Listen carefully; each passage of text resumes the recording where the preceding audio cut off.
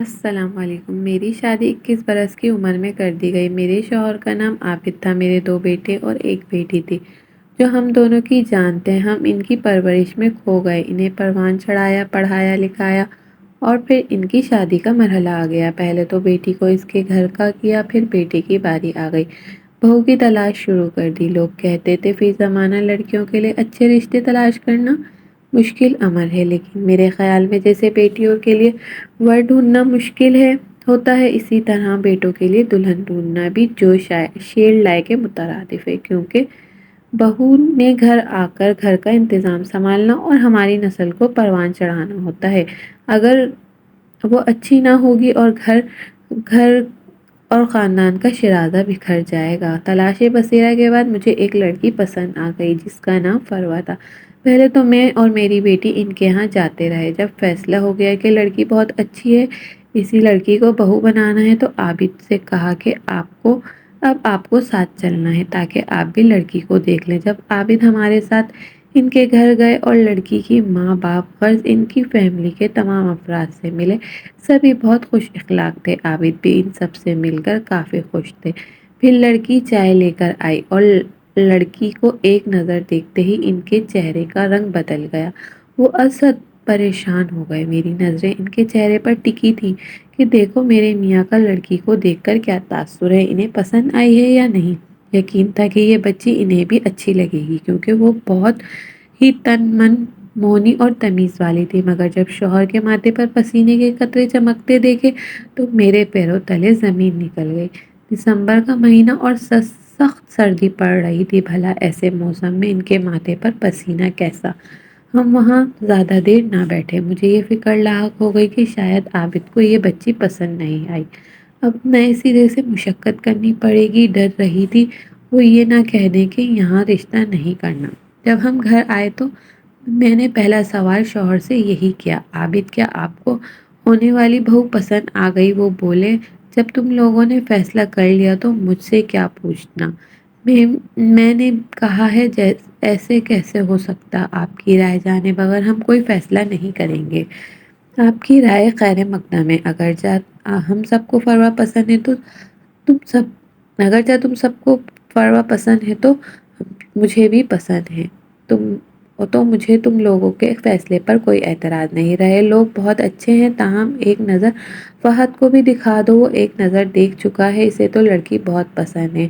اب تو شاید انکار پر بھی وہ آمادہ نہ ہو، کیونکہ وہ اس رشتے سے بہت خوش دکھائی دیتا ہے۔ بس آپ ہاں کہہ دیجئے۔ میں نے دھڑکتے دل کے ساتھ کہا تھا، لڑکی سے زیادہ تو اس کا خاندان، ان کا طور طریقہ اور ماں باپ کو دیکھا جاتا ہے۔ وہ سب بھی بہت اچھے تو ہیں اور ٹھیک ہیں، پھر ہاں کہہ دیں۔ ہاں، انہوں نے کچھ پریشانی سے مختصر سا جواب دیا۔ میں نے سکون کا سانس لیا، لیکن میرے سرتاج نہ جانے کیوں بہت پریشان دکھائی دیتے۔ رشتہ پکا ہو گیا اور 2 ماہ بعد شادی کر دی گئی۔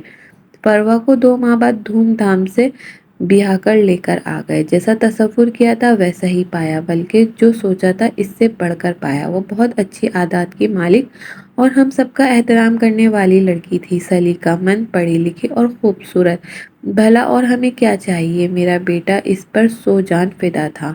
تاہم ہم نے محسوس کیا کہ عابد بہو کے گھر آ جانے کے بعد کافی پریشان رہنے لگے، جیسے انہیں اپنے بیٹے اور بہو کی خوشیوں سے کوئی سروکار نہ ہو۔ وہ سب سے لا تعلق سے ہو گئے، گھر میں اجنبی اور لیے دے رہنے لگے، بجھے رہنے لگے۔ بہو سے بہت کم بات کرتے، لیکن وہ سامنے آتی تو ان کی نظریں حسرت بھرے انداز میں اٹھتی تھی، جیسے کہ وہ اسے پہلے سے جانتے ہوں، ان کا کوئی رشتہ ہو۔ ایک دن میں نے پوچھ ہی لیا، عابد، فروا کے آ جانے سے آپ اتنے پریشان اور بجھے کیوں رہتے ہیں؟ جیسے آپ ہم سب کو کچھ چھپا رہے ہیں۔ آپ تو پہلے ایسے نہ تھے۔ آپ مجھے تو اپنی اس پریشانی کی وجہ بتا سکتے ہیں، لیکن وہ بس ٹالے جا رہے تھے، مجھے کچھ نہیں بتانا چاہتے تھے۔ جب میں نے ان کے پیچھے پڑ گئی تو بہت زیادہ اصرار کیا تو وہ کہنے لگے کہ وعدہ کرو کہ یہ سب سن کر تم مجھے معاف کر دو گی۔ میں نے بھی یہ راز جاننے کے لیے وعدہ کر لیا۔ پھر وہ گویا ہوئے ان دونوں نے فورتھ ایئر میں تھا جب مجھے ایک لڑکی سے محبت ہو گئی۔ وہ کالج کی ہی اسٹوڈنٹ تھی اور تھرڈ ایئر میں تھی ہم صبح سویرے گورنمنٹ ٹرانسپورٹ میں اکٹھے جاتے کیونکہ ہم ایک ہی اسٹاپ پر بیٹھتے تھے۔ شروع میں ایک دوسرے کو خاموش نگاہوں سے دیکھتے، آہستہ آہستہ الفاظ اور لبوں پر آنے لگے اور ہم ایک دوسرے کے قریب ہو گئے۔ صبح کے وقت وہ سب جس جس بس میں ہم سوار تھے ہوتے وہاں جہاں سے آتی تھی وہ اسٹاپ ہم سے 5 کلومیٹر پہلے آتا تھا اور بس پہلے آنے والے اسٹاپ پر ہی مسافروں سے بھر چکی ہوتی تھی۔ جب ہم سوار ہوتے تو بس میں بیٹھنے کی جگہ نہ ملتی تو یوں 9 کلومیٹر کا سفر کھڑے کھڑے طے کرنا تھا، کیونکہ تب بسیں بھی دھکا دھک آتی تھیں۔ اس لیے یہ بس بھی غنیمت ہی تھی۔ خواتین کو اگرچہ بیٹھنے کو مل جاتی جس سیٹ پر وہ بیٹھتی تو میری کوشش ہوتی کہ اس کے قریب کھڑے ہونے کی جگہ مل جائے۔ پھر میں نے چاہا کسی طور سے اس سے بات کروں، مگر بہت محتاط قسم کی لڑکی تھی، تاہم میری لگن سچی تھی۔ تقریباً سال ایسے ہی گزر گیا۔ سال بعد ہم ایک دوسرے سے بات چیت کرنے لگے۔ ایک روز چھٹی کے بعد میں نے اسے چائے کی آفر کی جو اس نے قبول کر لی اور میری خوشی کی کوئی انتہا نہ رہی۔ ہم نے سامنے والی کینٹین میں ایک ساتھ چائے پی، اس کے بعد وقتاً فوقتاً کینٹین جانے لگے۔ اسے آئس کریم بہت پسند تھی اور ہمیشہ ایک بڑی آئس کریم کا آرڈر دیتا۔ وہ آدھی کھا کر آدھی چھوڑ دیتی اور بقیہ آدھی میں کھا لیتا۔ اسی طرح فروٹ چاٹ کی بھی بڑی پلیٹ منگواتا اور آدھی وہ کھاتی اور باقی میں کھاتا۔ اس کا بچا ہوا کھانا کھا کر مجھے بہت اچھا لگتا تھا۔ سال بھر میں ہم ایک دوسرے کو اچھی طرح جان چکے تھے۔ وہ 3 بھائیوں کی اکلوتی بہن تھی اور اپنے گھر کی بہت لاڈلی تھی۔ اکثر مجھ سے اپنی فیملی کے بارے میں باتیں کرتی اور اپنائیت سے اپنے گھر کی باتیں بتاتی کہ مجھے لگتا تھا کہ میں بھی اسی کی فیملی کا ایک فرد ہوں۔ اکثر وہ اپنے خاندانی مسائل بھی مجھ سے شیئر کر لیتی، کہا کرتی تھی کہ آپ تو وہ ہیں اپنی اپنوں جیسے۔ اس بات سے مجھے ایک انجانی سی خوشی مل گئی۔ یوں ہی حسین وقت گزرتا رہا اور مجھے اس دنیا جہان کی خوشیاں مل گئی تھی اور پھر ایک منحوس دن ایسا آیا کہ ہم دونوں کی جدائی کا وسیع سمندر حائل ہو گیا، جسے عمر بھر کوئی عبور نہیں کر سکتا۔ یہ 19 دسمبر کی سرد رات تھی۔ بارش کے ساتھ ساتھ خوب برف پڑ رہی تھی۔ اس روز صبح بس نہ آئی اور ہم لوگ اکٹھے ویگن میں سفر کرنے پر مجبور ہو گئے۔ ہم دونوں نے ایک ہی ویگن میں جگہ لی اور دوسرے ویگن میں، جو اس سے کچھ دیر بعد چلنے والی تھی، میں بیٹھ گیا۔ جس ویگن میں وہ بیٹھی تھی اس کا خطرناک موڑ کاٹتے ہوئے برف کی وجہ سے سلپ کر تقریباً 100 فٹ گہرائی میں جا گری۔ شدید سردی اس پر برف باری، نیچے بہتے ہوئے نالے کا پانی بھی تقریباً جم چکا تھا۔ ویگن سیدھی نالے میں جا گری۔ ہم تقریباً 15-20 منٹ وہاں بعد پہنچے کیونکہ ہماری ویگن پیچھے چل رہی تھی۔ لوگوں کا ہجوم دیکھ کر ڈرائیور نے ویگن روکی تو اس راستے پر ایک فوجی ڈاکٹر کچھ فوجیوں کے ساتھ گزر رہا تھا۔ اس نے بھی گاڑی روک لی۔ ہم لڑکے کودتے پھسلتے نیچے نالے میں پہنچ گئے۔ گرنے والی ویگن بری طرح پچک گئی تھی اور آدھی سے زیادہ یخ پانی میں ڈوبی ہوئی تھی۔ فوجی نوجوانوں اور عام لڑکوں سبھی زخمیوں کو شیشے وغیرہ توڑ کر نکالنے میں مصروف تھے۔ غضب کی سردی اور برف کی وجہ سے ہاتھ پاؤں شل ہو رہے تھے اور مدد کو آنے والے ڈاکٹر اپنے جوانوں کی معاونت سے زخمیوں کو مرہم پٹی میں مصروف تھے۔ اتنے میں 2 لڑکیوں کو ویگن سے نکالا گیا۔ میرے وہم میں گمان میں بھی نہ تھا کہ ان میں ایک شاہ بانو ہوگی۔ وہ ایک بری طرح زخمی تھی۔ ڈاکٹر نے اس کی نبض دیکھی اور اس کی آنکھیں کھول کر دیکھنے لگا۔ ڈاکٹر کے چہرے کے تاثرات سے ظاہر ہو گیا کہ وہ ختم ہو چکی ہے اور دوسری لڑکی جو اس کی سہیلی ہم جماعت تھی وہ بھی ختم ہو چکی تھی کیونکہ اس کی گردن میں سر پر گہرا زخم تھا۔ یخ پانی میں گرنے کی وجہ سے ان کے چہرے نیلے پڑ گئے تھے، جیسے کسی سفید کپڑے کو بہت زیادہ نیل لگا دیا گیا ہو۔ اس وقت کی کیفیت میں بیان نہیں کر سکتا۔ شدید سردی کے باوجود میرے پسینے چھوٹ رہے تھے۔ میرے دل میں اتنی شدید درد ہو رہی تھی کہ مجھے لگ رہا تھا کہ مجھے ہارٹ اٹیک ہونے والا ہے۔ تبھی میں چکرا کر ایک طرف گر گیا۔ ایک شخص نے آگے بڑھا اور مجھے سہارا دیا۔ وہ سمجھایا کہ شاید برف پر پھسل گیا ہوگا اور میں اتنی شاہ بانو کے شاداب چہرے کو جما ہوا دیکھ کر برداشت نہ کر پایا۔ میری دنیا اجڑ گئی تھی۔ وہ سارے مستقبل کے خواب، وعدے، ارمان جو میں نے اس کے ساتھ دیکھے تھے وہ سبھی چکناچور ہو گئے تھے۔ ویگن میں کل 11 سواریاں تھیں، 2 لڑکیاں اور ایک لڑکا مر چکا تھا، جن میں ایک میری شاہ بانو بھی تھی۔ باقی تمام سواریاں اگرچہ بچ گئی تھیں لیکن بری طرح زخمی تھیں۔ کسی کی ٹانگ، کسی کا سر، کسی کے بازو ٹوٹے ہوئے تھے۔ سامنے کا شیشہ ٹوٹنے کی وجہ سے ڈرائیور کا بھی چہرہ لہولہان ہوا تھا اور اس کی دونوں ٹانگیں بھی ٹوٹ چکی تھی۔ اس دن سے میری زندگی کی گھڑی ٹھہر گئی۔ میری سوچیں اور آرزوئیں، جینے کی امنگ اور کچھ کرنے کا حوصلہ، سب کچھ جامداد اور ساقط ہو گیا۔ زندگی کے ایک پل کا بھروسہ نہیں کہ یہ بات تو ہر وقت سنتے تھے، آج اس کا تجربہ بھی اپنی آنکھوں کے سامنے کر لیا۔ کالج کے لڑکے اور کچھ دوسرے لوگ واپس میتوں کے ساتھ ان کے گاؤں پہنچ گئے۔ بارش اور اس کے بعد برف باری کی وجہ سے تدفین شام تک ہو پائی۔ اس حادثے کے بعد ہفتوں کالج نہ جا سکا کیونکہ اب میری زندگی میں کسی کام کی حیثیت نہ رہی۔ آخر جو تو گھر والوں کے پریشرز کی وجہ سے پرچے دیے اور کالج کو خیر باد کیا۔ بے دلی سے پرچے دینے کے سبب میرا نتیجہ بھی اچھا نہ آیا۔ بمشکل پاس ہوا تھا۔ اب سارا دن گھر میں پڑا رہتا اور دوستوں سے ملنا چھوڑ دیا۔ گھر والے کہتے تھے کیا ارادہ ہے آگے پڑھنے کا یا ملازمت کرنی ہے، کوئی بزنس کرنا ہے۔ میں انہیں کوئی جواب نہ دے پاتا۔ وہ میری پریشانی نہیں جانتے تھے کیونکہ میں اپنی پریشانی ان سے چھپائے ہی جی رہا تھا۔ شاہ بانو اور میرے درمیان جو تعلق تھا اس کا کسی کو علم نہ تھا۔ میں سوچتا تھا کہ اب باقی زندگی اس بے کیفی کے عالم میں کیسے جی پاؤں گا۔ جب میں آگے کی زندگی جینے کے بارے میں سوچتا تو مجھے ہر طرف اندھیرا ہی اندھیرا نظر آتا تھا۔ 4 سال یوں ہی گزر گئے۔ والدین بار بار مجھ سے دریافت کرتے مگر میں کسی بات کا کچھ جواب نہ دیتا۔ والدین نے کچھ عرصے تک مجھے بجھا اور گمسم دیکھا تو فیصلہ کر لیا اب اس کی شادی کرنی ہے، شاید شریک حیات کی ضرورت ہے۔ پھر انہوں نے میرا رشتہ تم سے طے کر دیا۔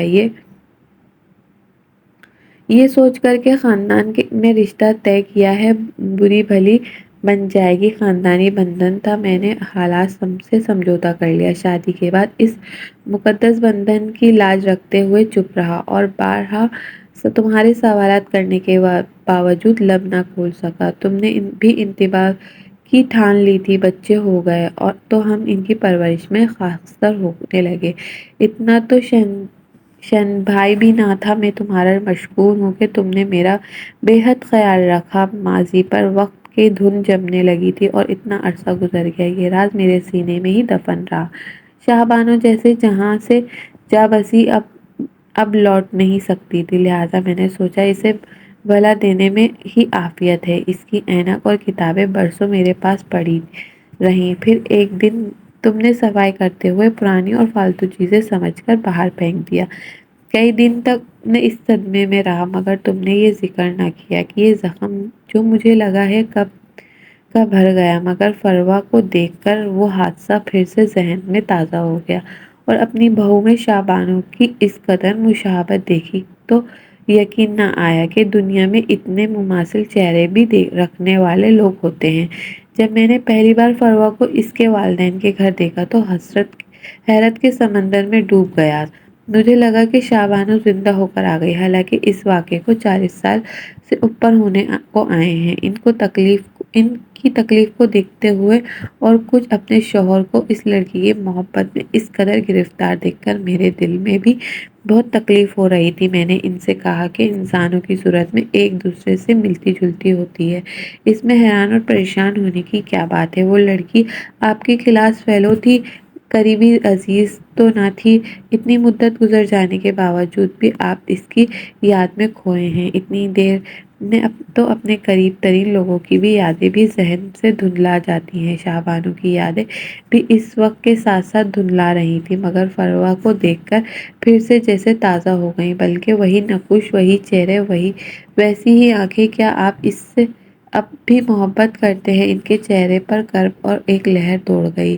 اس نے دارائے فانی سے کوچ کیے بھی برسوں گزر چکے ہیں مگر مجھے لگتا ہے کہ جیسے کل کی بات ہو۔ وہ جیسے ماضی میں کھو چکے تھے، جیسے ان کا دل ان کی یادوں سے اس قدر لبریز ہو چکا تھا اور یہ پیمانہ جھلک جانے کے قریب ہو۔ بہو کو دیکھ کر مجھے لگا کہ وہ ضرور فروا اور شابانوں میں کوئی قریبی رشتہ داری ہے۔ یہ فرق یہ ہے کہ فروا اینک نہیں لگاتی جبکہ شابانو اینک لگاتی تھی، لیکن جبکہ بہو بھی اینک لگانے لگی تو مجھے یہ محسوس ہوتا ہے کہ شابانو زندہ ہو کر میرے سامنے آ گئی، حالانکہ ایسا ہرگز نہیں ہو سکتا۔ اب مجھے سمجھ آئی کہ آخر کیوں ہماری شادی کے بعد میں نے یہ محسوس کیا کہ عابد کھوئے کھوئے سے رہتے ہیں، جیسے کسی اور دنیا میں اور کسی اور مقام پہ ہو، میرے پاس ہوتے ہوئے بھی پاس نہیں ہوتے تھے۔ یہ عجیب احساس تھا جو ہر لمحے مجھے زخمی کیا کرتا تھا۔ شروع میں بہت پریشان رہی، وقت گزرنے کے ساتھ ساتھ اتنی ہمت آ گئی کہ ان سے سوال کرنے لگی، آخر آپ کا رویہ ایسا کیوں ہے؟ بارہا اس سوال کو دہرایا لیکن انہوں نے کبھی جواب نہ دیا، بات کو ٹال جاتے۔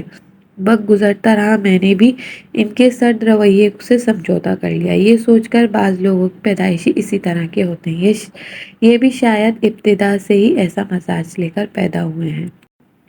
بچے ہو گئے اور ہم ان کی پرورش میں کھو گئے۔ اب عابد کو اس قدر غمگین دیکھ کر میں نے ان سے کہا کہ میں فروا سے پوچھوں گی کہ اس کی فیملی میں کوئی شابانو نام کی لڑکی گزری ہو جس کا انتقال ویگن کے ایک ایکسیڈنٹ میں ہوا، اور شابانو اور فروا میں کوئی قریبی رشتہ داری بھی ہو سکتی ہے۔ میں نے عابد کی نم آنکھوں کو دیکھ کر ان کی دلجوئی کی کوشش کی اور یہ معمہ بھی آخر ایک دن حل ہو ہی گیا۔ 1.5 سال بعد اللہ تعالیٰ نے فہد اور فروا کو بیٹے کی خوشی عطا کی تو ہم سبھی نہال ہو گئے۔ عابد تو بہت خوش تھے۔ مدت بعد میں نے انہیں اتنے ہنستے مسکراتے دیکھا۔ وہ پوتے پر فرتیا تھے۔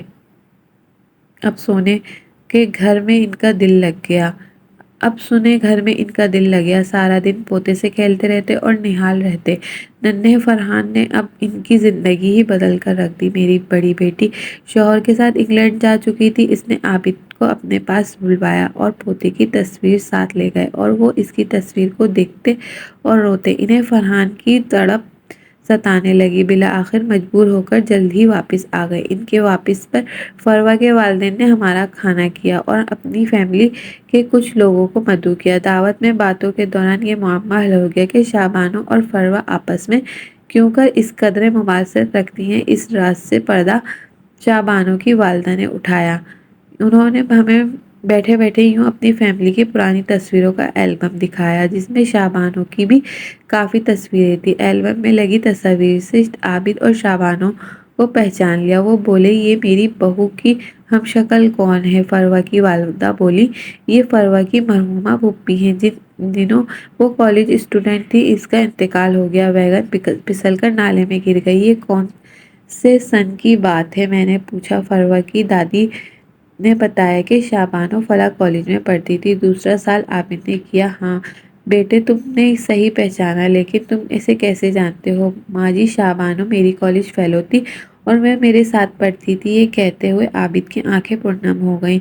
ہم سب بھی چند لمحات میں سوگواری میں چھا گئے۔ اب یہ ہونے لگا تھا کہ عابد اپنی بہو کا بہت خیال رکھنے لگے، اس کی ہر فرمائش پوری کرتے اور بہت پیار سے بات کرتے، اور بہو کو کچھ کہہ دیتی تو ناراض ہوتے کہ اسے کچھ مت کہو، اتنی اچھی بہو تو قسمت والوں کو ملتی ہے۔ میں ان کی ہدایات سن کر خاموش ہو جاتی۔ مجھے لگتا کہ شابانو کی بھتیجی کو بہو دیکھ کر انہیں بہت سکون ملا۔ شابانو کے کھو جانے کی پریشانی اور اس کی ناگہانی موت کے دکھ نے بڑے عرصے تک عابد کو گیلی لکڑی کی طرح سلگائے رکھا، لیکن اب بہو کو سکھ پہنچا کر جیسے انہیں قرار آنے لگا، جیسے فروا کو سکھ پہنچا کر وہ شابانو کی روح کو خوش کرنا چاہتے ہوں۔ وہ بہو کو دیکھ دیکھ کر جیتے تھے اور جو حکم کرتی وہ فوراً بجا لاتے، اس کی کسی بات کو رد نہ کرتے، گویا ان کے سامنے انکار کی ہمت نہ تھی۔ اگر وہ تارے توڑ کر لانے کو کہتی تو شاید وہ صحیح کرتے، اور اگرچہ یہ ناممکن بات ہے، اچانک ان کی زندگی میں نیا موڑ آ گیا اور اب شابانو کو خواب میں دیکھنے لگے۔ جس روز خواب میں اسے دیکھتے، صبح مجھے خواب سناتے اور خواب سناتے وقت گویا کسی اور دنیا میں ہوتے۔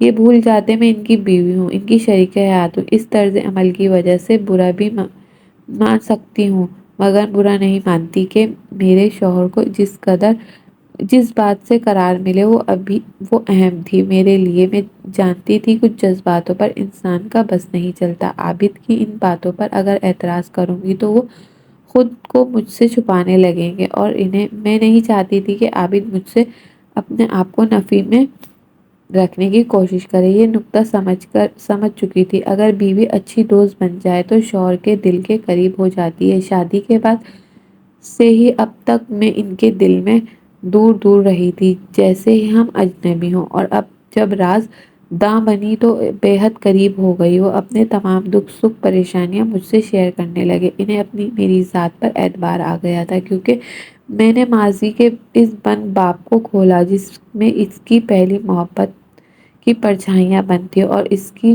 کسی بات کا برا نہ مانا۔ برا کیوں مانتی؟ ایک عورت جو ان کی زندگی میں نہیں تھی، جو مر چکی تھی، وہ میری مد مقابل کیوں کر ہو سکتی تھی؟